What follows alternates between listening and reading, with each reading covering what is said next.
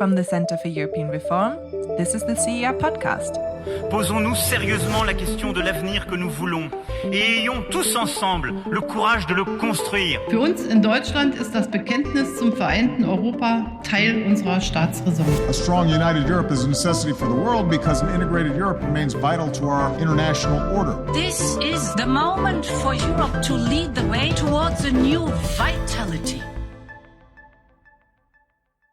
Hello and welcome to the Centre for European Reform podcast. I'm Octavia Hughes, host of today's episode, and today we're going to be talking about China's foreign policy. China's closer alignment with Russia, Iran, and North Korea in the wake of the war in Ukraine is causing major concerns in the US and in Europe, and is likely to lead to sanctions on China. Relations between the US and China are fraught, with fears of a flare-up in the South China Sea. Relations between the EU and China are somewhat better, but facing many strains. China has been making concerted efforts to court the Europeans, seeking to pull them away from the US. However, the European Commission's tough stance on trade issues vis-à-vis China is annoying the Chinese and also creating arguments within the EU, with the Germans in a different place from the Commission.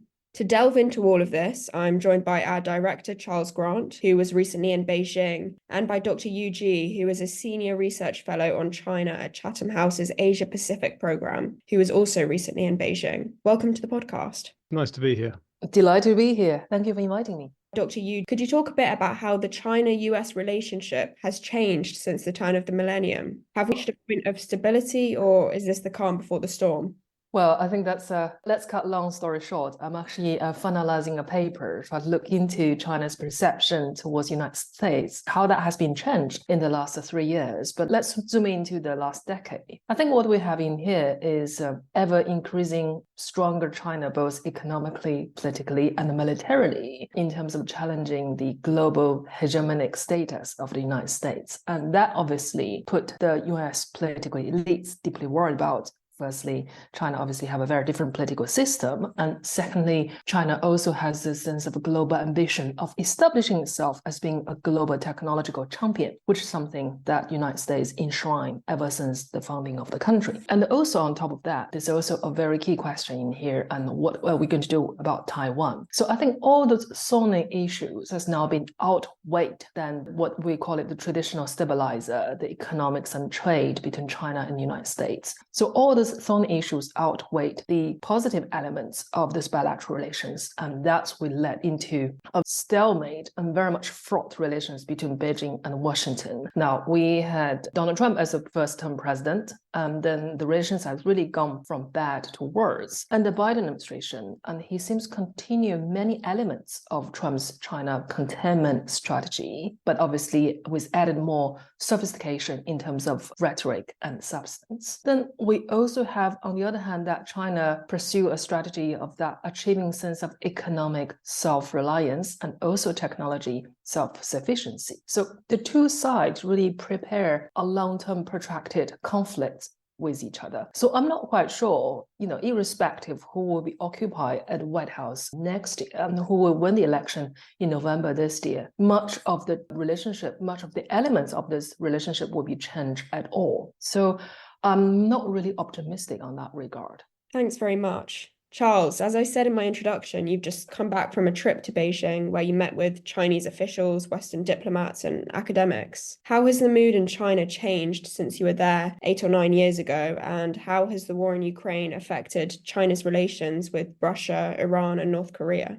Well, I was struck by the self-confidence now. I mean, China has grown enormously economically in the last 8 or 9 years. It's become more willing to challenge the West, and it's less willing to, as Deng put it, what's that famous phrase, Gia, about biding your time? Hide and bide, hide your capability, biding your time. Yes, that's right. China is less willing to hide its capabilities and bide its time. It's more willing to assert its interest than it was in the past. But I also picked up a genuine worry about the relations with the West going bad, because China doesn't actually want a bad relationship relationship with the West, but it's getting a bad relationship with the West for many reasons. But the big reason is the Ukraine war. The Ukraine war has really pushed China closer to Russia because Chinese leaders are really obsessed with the United States as they see the threat from the United States. They see the US banning the export of key technologies to China in an effort to limit China's ability to develop military capabilities. And they think that the US is out to get them, and there's some truth in that. So they feel insecure and they feel they need all the friends they've got. And Russia is a useful and rather valuable partner. It's got a seat on the UN Security Council. It's influential in many parts of Africa and the Middle East. It's got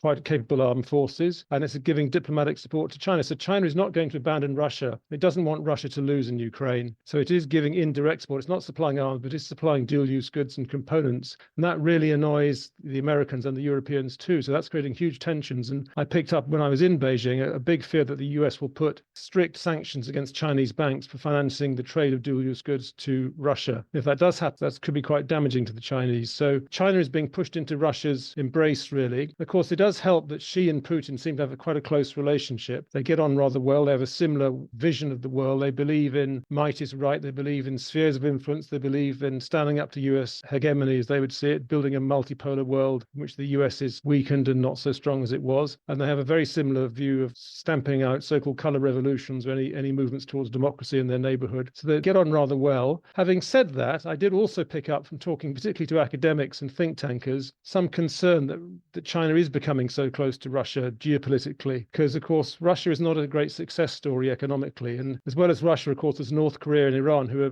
Russia's two great friends at the moment, who are supplying Russia with weapons for its war. And China has a good relationship with North Korea and Iran, but again, it's being put into a box alongside Russia, North Korea and Iran, which are not the world's most successful countries economically. They're not countries that are globalists like China is. They're not countries that want to kind of respect and amend but build on the current world order. They're more destructive countries that want to undermine the world order. So a lot of people in Beijing, I think, are quite wary or even concerned about the closer relationship with Russia and its friends. But there's no doubt that the leaders of China see this as in their interest to be supportive of Russia, indirectly supportive. Pro-Russian neutrality is the phrase used by some Western diplomats that the Chinese don't like. But I think they'll stick to their pro-Russian neutrality. And although the Europeans and Americans are unhappy about it, I don't see any possibility of them pulling China away from its indirect support for Russia.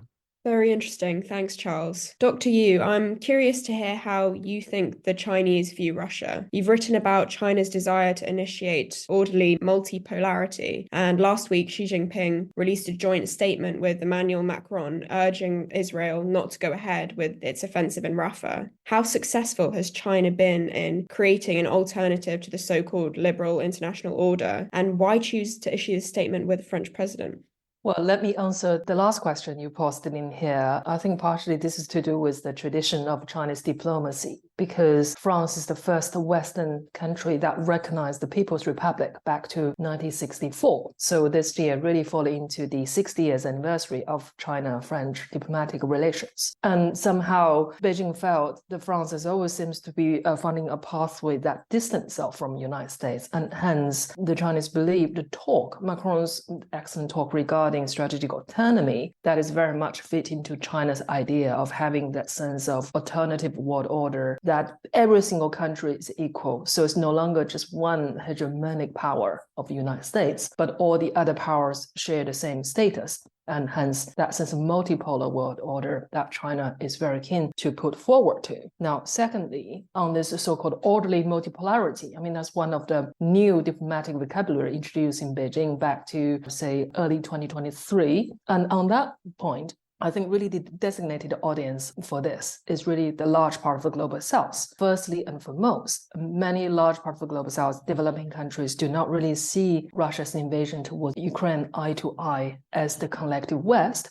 And they actually argue themselves as being the unintended victim on the spillover effect, both economically and also politically, as being the Russia's invasion towards Ukraine. So hence China realized perhaps this would be the opportunity again to strengthen its ties with the global south. So if you look into it on China's position paper on war in Ukraine, there are 12 points altogether. The very last 4 points all designated for the audience of the global south. So that is a way how they're trying to justify the sense of orderly multipolarity. Now, thirdly, on China-Russia, I think apart from the sheer resentment towards United States hegemonic position, Charles mentioned, I think there's also a very acute element of the sense of shared geography between China and Russia. And that also led Beijing make the certain decision back to February 2022. Overall, the two countries share 4,300 kilometers of border with each other. And if China does not handle Russia well, and Russia will surely, as being a nuclear power, could become a potential source of national security threat for Beijing as well. So I think that's another pertinent element really within the Chinese leaders' consideration on Russia's invasion towards Ukraine. And Charles and I are on the same conference in Beijing. And then I also spoke to a couple of Chinese policymakers. I think the conclusion is very much the same, that Beijing will not change its position on this war because Beijing felt rightly itself not really involved in this war in one way or another, not directly involved. So I think that's another additional element on China-Russia that we should also look into. Now, fourthly, I think there's also a domestic element in here as well. As Charles said, because of this, much of the diplomacy is also to do with the domestic politics. Now, for Beijing's case, President Xi cannot afford to be seen on the same side and doing exactly the same talking point as the collective West. Bear in mind, a very strong sense of nationalism sentiment, a very strong sense of anti-American sentiment within China as well. So I think all these factors added together led into a very difficult, I would say, not even dilemma, but trilemma for Beijing to handle. Perhaps I could just step in there, Octavia, because you mentioned in your opening remarks about Europe and the Chinese efforts to pull the Europeans away from the Americans. And they're certainly making a big effort. That's why there was the conference that GA and I were invited to. In fact, it was part of their charm offensive, but it's not going terribly well because although the Europeans are not so hardline on China as the Americans are, they certainly see the need for have a lot of trade and investment. They depend more on trade and investment with China than the Americans do, without question. And most Europeans, if not all of them, are more willing to perhaps overlook some of the problems of dealing with China on human rights and so on. And they're less focused on the geopolitics of East Asia and more focused on the economic ties with China. Despite all that, the Europeans are becoming more critical of China, particularly for economic reasons, because the Europeans are fed up with their trade deficit. The Chinese had a trade surplus with the Europeans of 400 billion euros in 2022 and 300 billion in 2023. And the Europeans believe this is because China isn't opening its markets sufficiently and it's guilty of unfair practices and it's subsidizing too many companies to export into European markets easily and win market shares, such as electric vehicles. So the Europeans have been telling the Chinese for several years, please open your markets, please don't behave unfairly on subsidies and public procurement, do more to open up and then things will be fine. But the Chinese have not listened as far as the Europeans are concerned. So the European Commission, led by Ursula von der Leyen, who's quite a China hawk, is hitting back. In the last few months, there have been many measures taken by the European Commission to investigate Chinese subsidies on exports of electric vehicles, medical equipment, electric trains, solar panels, wind turbines, and many other things. And the Europeans are hitting the Chinese hard. So the Chinese are on this charm offensive to the Europeans, but the Europeans are actually hitting back quite hard, which is really unsettling the Chinese because they want to pull the Europeans away from the Americans, but the Europeans are actually being quite difficult and prickly at the moment. So although the mood music is quite positive when European leaders meet the Chinese, as when Macron met Xi Jinping in Paris recently and Olaf Scholz, the German leader, met Xi Jinping in Beijing recently, the mood music is quite polite, but underneath that mood music, underneath that politeness, there's the politesse, there's actually quite a lot of tension building up. And to the despair of the Chinese, the Europeans are, in my view, getting rather closer to the US. Chinese think this is because of US bullying. The Europeans think it's because of Chinese behavior. There is, of course, a little truth in the Chinese thesis that the US has put pressure on the Europeans to control technology exports to China, to take Huawei equipment out of its 5G systems, for example. So there has been US pressure on the Europeans to be tougher. But the main reason why the Europeans have got tougher on the Chinese, I think, is the Europeans put it, is because they fed up with Chinese behavior, particularly its supply of dual-use goods to Russia, but also its assertive behavior in the South China Sea. And there's a lot of tension, as you said, between the Philippines and China over the second Thomas Shoal. And also there's concern about the behavior of Chinese companies in stealing intellectual property and benefiting from unfair subsidies. So I think the Chinese charm offensive to the Europeans is not going very well at the moment. I don't know if GA agrees with that or not. Yeah, I mean, just let me adding this on the charm offense. I mean, yes, on the surface, seems to be going very well on the stage. But what I've noticed really is on the statements that Xi Jinping issued after the meeting with Macron and von der Leyen. I mean, the very unusual line he used, that is to say, the term he used, EU institutions should have a correct view on China. For me, that is a very unprecedented line to use to describe European Union, which Beijing has never used it before. And obviously that is already indicate to you the strain that Brussels and Beijing has in here. Now, secondly, I think really, again, I mean, the visit is still ongoing. And what we found out is that China has offered no any concession regarding the likely tariffs on EVs and other measures that Europeans intended to take. I think partially this is the large reason in here is more to do with China's own domestic economic transition. Because so far what we have is Beijing is not in it really at that painful stage of want to transition its economy really from over-reliance on the property market and establishing itself into a high-end manufacturing powerhouse. Obviously, electric vehicles, lithium batteries, and renewable energy equipment are all core part of that transition, that industrial transition Beijing is very keen to do. And Europe has been one of the key markets to fulfill that China's ambition. So on that regard, I think Beijing's doesn't really move the needle. It's largely to do with the domestic economic reason. Thanks both. That's really, really interesting. So despite China's European charm offensive, Xi Jinping has still never met our British Prime Minister, Rishi Sunak. How would you describe Sino-British relations currently? And has the Labour Party expressed a desire to change the relationship should they come to power? Well, relations have been a little frosty with the Chinese. I mean, obviously, there was the so-called golden age or the golden era of David Cameron's prime ministership when there were very close relations and Cameron and Xi Jinping went off drinking in a pub in the Chiltern Hills. There was the golden age. Since then, they've got frostier. They're not disastrous. There's still quite a lot happening on the economic front.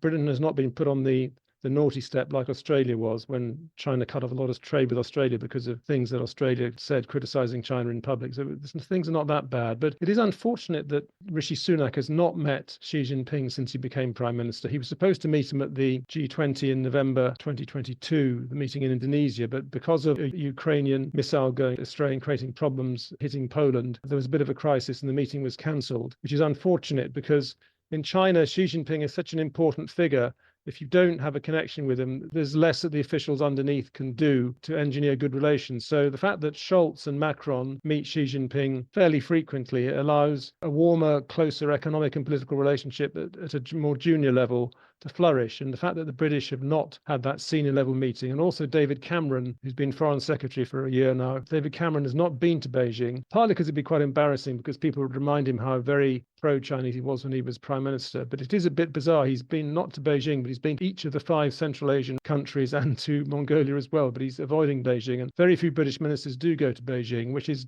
difficult, therefore, for the British government to build a close relationship. As for the Labour Party, I think the Labour Party's line on China is similar to that of the Conservative Party, the government's line on China, which is essentially to criticise the Chinese when they do things that we don't like, but don't try and isolate them. Always talk to them, always engage with them, and try and work with them together in solving common problems, whether it's pandemics, climate, or economic issues. So I think the Labour Party line on China is similar to that of the Conservatives, but I do think there is a potential for them to reach out to the Chinese. If Keir Starmer, if and when he becomes prime minister in the autumn, goes quite quickly to China, there is a chance to develop some of the personal relations with the Chinese that would help to get the UK-China relationship onto a new phase and to restart the economic and financial dialogue, which is about giving mutual market access to their financial companies and banks, and the other economic and trade dialogues which have been put in the deep freeze in the last years. There is a chance to do that. Of course, I think Labour would be probably quite willing to try and improve the relationship with China. But of course, there is a problem if every time that Chinese spies get caught in the UK or somewhere else, that puts a bit of a downer on such efforts. But notwithstanding problems of spying, I think that it'd be very good if Labour does reach out to the Chinese to try and build a stronger relationship.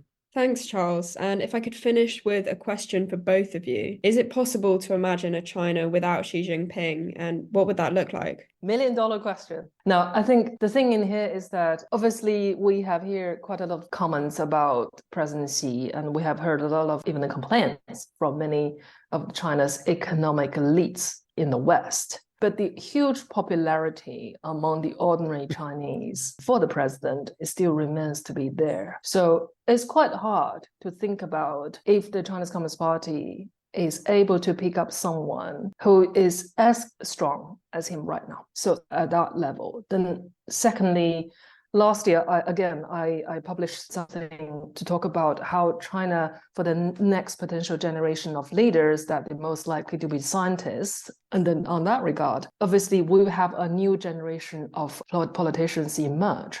But it's very hard to judge right now because in the last 10 years, much of the machinery, much of the political system are really revolving around the president himself. So I don't have much to add to that. When I first started visiting China about nearly 25 years ago, there was, of course, the Communist Party was in control, but there were different factions within it, different centers of power, different groupings who had slightly different views on things. There were economic reformers, for example, who had one set of views, and there were hardliners who had a different set of views. Now everything is about Xi Jinping. He has complete control as far as one can tell. I think the real question for the future is to what extent the great centralization of authority in his own hands, and I agree with Jie that he's, as far as I can tell, a very popular figure with most Chinese people, to what extent the centralization of authority may or may not damage China's economic prospects. I mean, as far as one can tell, the current line on the economy is to emphasize security and the state guiding the economy more than allowing private entrepreneurs to do their own thing compared with in the past. So as Jie already said, there's this effort to get the new productive forces working for building green industries, strong manufacturing capacity directed by the state, to become world leaders in a lot of the key green technologies. And I think that, arguably, those who believe in free market economics might suggest in the long run, if the state is too dominant and one individual takes all the decisions, mistakes will be made because market forces will be unduly constrained more than is good for the Chinese economy. I think the question is, does the centralization weaken China's economy? If it does, there will be some discontent, and maybe the younger generation of Chinese who perhaps probably favor a slightly more open society than the one they live in at the moment may become a bit discontented and ask for change and reform. But if the economy continues to do as well as it has done in the last few decades, then I think there won't be much discontent and people will be quite happy with their lot. And although Xi Jinping won't go on forever, the person who replaces him may also be a very strong authoritarian leader, though it would take he or her time to become as strong as Xi Jinping has become. So I think that for the moment it's continuity, and I don't see much change in the political system in the foreseeable future. Just to add, I think it's most likely going to be he, not she. Yeah, there aren't so many senior women in the Chinese system. Well, thank you both for joining me for this week's Centre for European Reform podcast and for all your excellent insight on China and its foreign policy. Thank you to our listeners at home as well. And if you'd like to stay informed on all things Europe, subscribe to the CER wherever you get your podcasts. Goodbye and see you next time. Thank you for listening to the CER podcast. If you have any feedback for us or want to leave suggestions for a future episode, then you can find us on Twitter at CER_EU.